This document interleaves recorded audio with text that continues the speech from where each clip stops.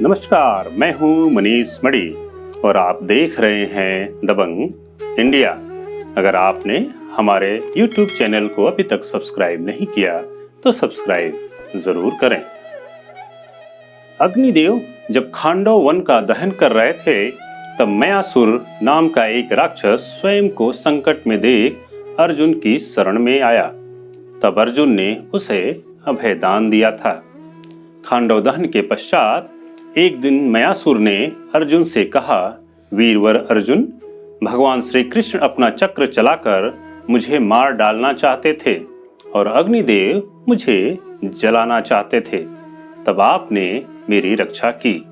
मैं दानवों का विश्वकर्मा और प्रधान शिल्पी आपसे निवेदन करता हूँ कि आप मुझे अपनी सेवा का अवसर प्रदान करें। इस पर अर्जुन ने मयासुर को श्री कृष्ण की सेवा करने को कहा। तब श्री कृष्ण ने बहुत सोच विचार करके मयासुर को युधिष्ठिर के लिए इंद्रप्रस्थ में एक दिव्य सभा का निर्माण करने को कहते हैं। भगवान श्री कृष्ण की आज्ञा सुनकर मयासुर को बड़ी प्रसन्नता हुई। उसने उनके अनुसार ही सभा बनाने का निश्चय किया। श्री कृष्ण व अर्जुन मयासुर सहित नगर को पहुंचे। मयासुर ने धर्मराज युधिष्ठिर को दैत्यों के विचित्र चरित्र सुनाए।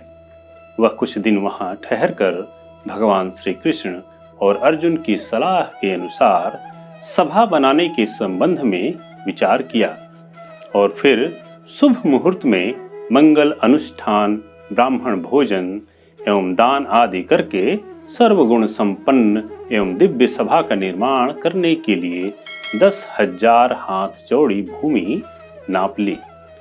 कुछ दिनों पश्चात भगवान श्री कृष्ण सबसे विदा लेकर द्वारका को चले गए। मयासुर ने अर्जुन से कहा, वीरवर अर्जुन, मैं आपकी आज्ञा लेकर कैलाश के उत्तर मैनाक पर्वत पर जाना चाहता हूँ। वहाँ बिंदुसर के समीप दैत्यों ने एक यज्ञ किया था। वहां मैंने एक मणिमय पात्र बनाया था और दैत्यराज वृषपर्वा की सभा में रखा था।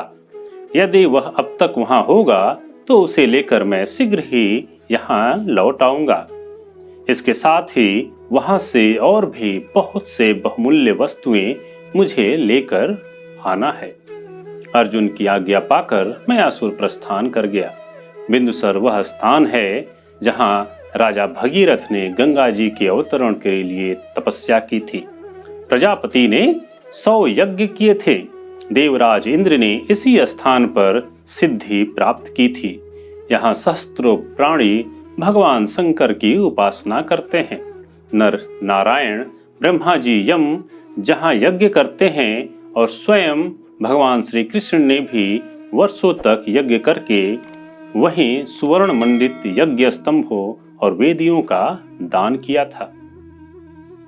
मयासुर वहां से लौटकर इंद्रप्रस्थ आ गया।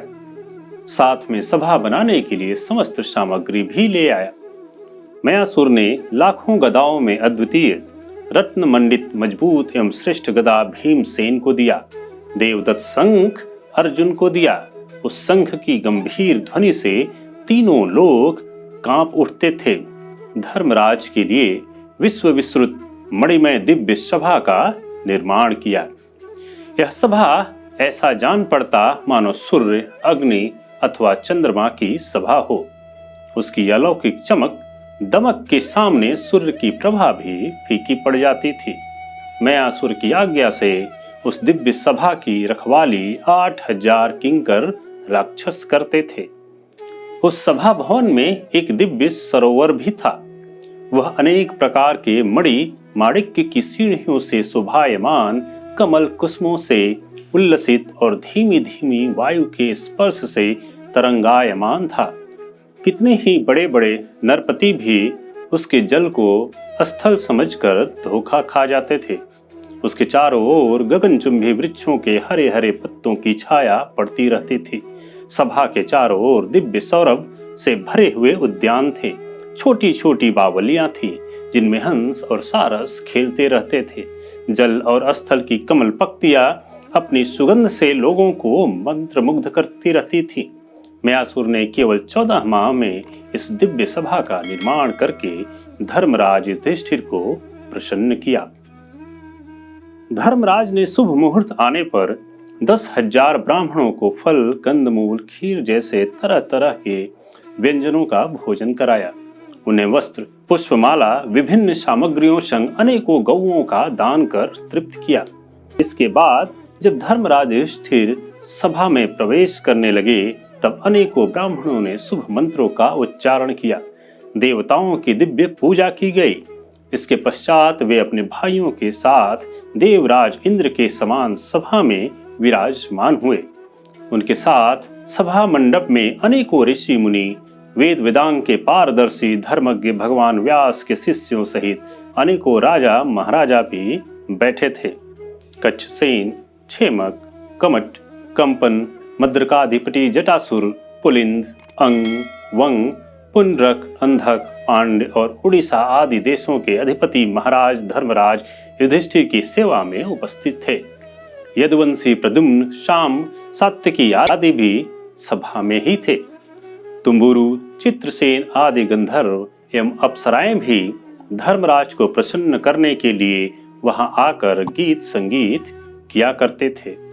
उस समय धर्मराज युधिष्ठिर की ऐसी शोभा होती मानो महर्षियों और राजर्षियों से घिरे स्वयं ब्रह्मा जी ही अपनी सभा में विराजमान हों। इसी दिव्य सभा में स्वयं देवर्षि नारद ने युधिष्ठिर को धर्म, कर्म, अर्थ और काम की शिक्षा प्रदान की। आज महाभारत कथा में बस इतना ही। हमारे वीडियो को लाइक करें, शेयर करें और हमारे YouTube चैनल को अभी तक सब्सक्राइब नहीं किया तो सब्सक्राइब जरूर करें। धन्यवाद।